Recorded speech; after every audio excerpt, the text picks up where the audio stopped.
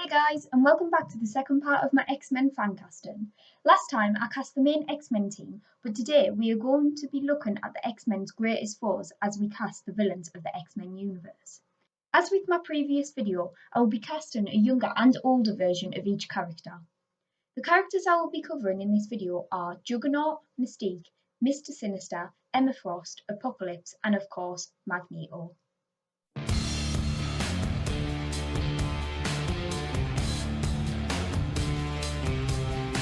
Let's kick off the casting with the unstoppable Juggernaut.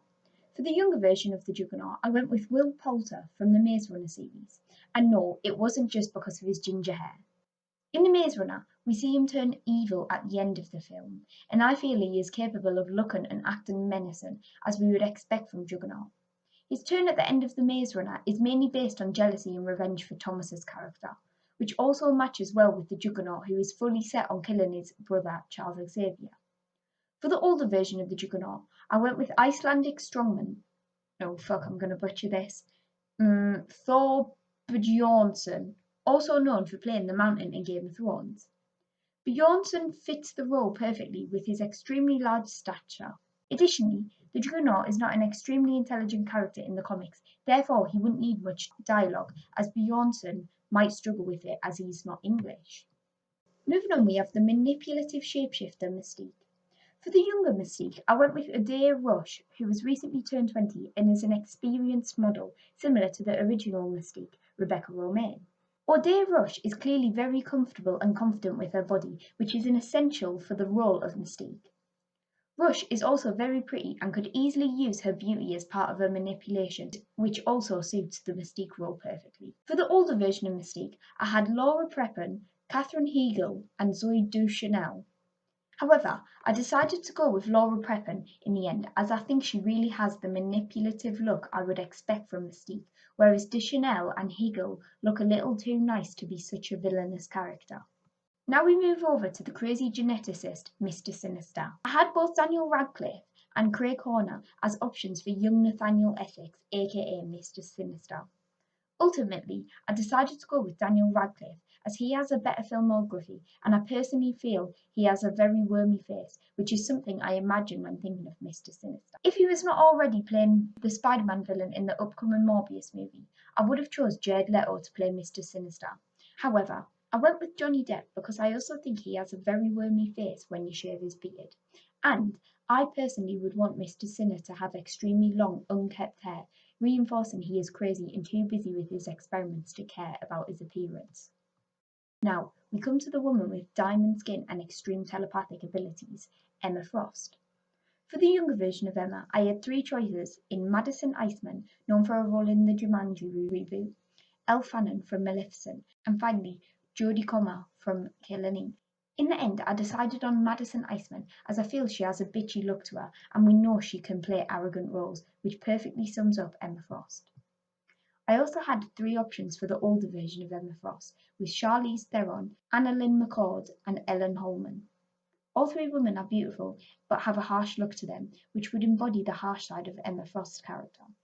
In the end, though, I went with Charlize Theron, as I know she is an amazing performer, extremely capable of pulling off an ice queen like Frost, as she already has in Snow White and the Huntsman. Moving on, we have the first mutant of them all, hailing from ancient Egypt, En-Sabah, also known as one of the X-Men's greatest villains, Apocalypse. A new child version of Apocalypse was introduced into comics back in June of 2011 and became a member of the X-Men. So, for this younger version, I went for Jamie Campbell Bower, who physically matches the very slender body of young Apocalypse. Additionally, he has very noticeable eyes, which I feel stands out on the Apocalypse character due to his skin colour.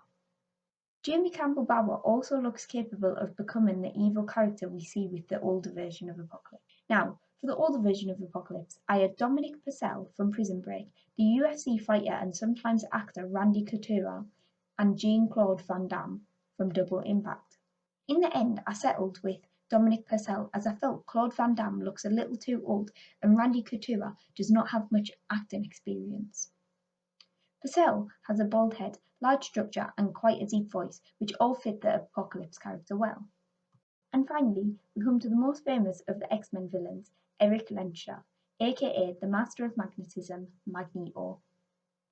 I actually had 4 actors I thought could make a decent young Magneto, including Colin Morgan from Merlin, Dominic Sherwood from Shadowhunters, Adam Haugenbuch from The Perks of Being a Wallflower, and finally Zane Holt, also from The Perks of Being a Wallflower. After a bit of debate, I decided to go with Zane Holt for Magneto, as the other 3 options often look too soft and friendly to pull off Magneto. Holt's structured jaw gives him that harsh look of a man who has lost a lot, which is essential to the Magneto character. For the older version of Magneto, I had the options of Dennis Quaid from The Parent Trap, Donald Sutherland from the Hunger Games series, and finally Sean Penn from Mystic River. Of the 3 actors, I think Sean Penn has the harshest face. However, I decided to go with Donald Sutherland in the end, as his age appropriately matches my Charles Xavier casting.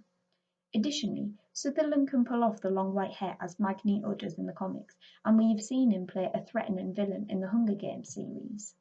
So, there we have it. Another fan casting done. I also really struggle with these fan castings because we have seen such great actors play these famous characters in the past. It can be quite frustrating as well, as I do a casting video, then watch a film and find another suitable actor. But these are just my opinions, and I would love to know yours, so leave them down in the comments below. As always, drop this video a like and consider subscribing to my channel.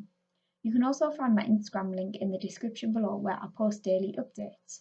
Thanks again for joining us, and I'll catch you all in the next one.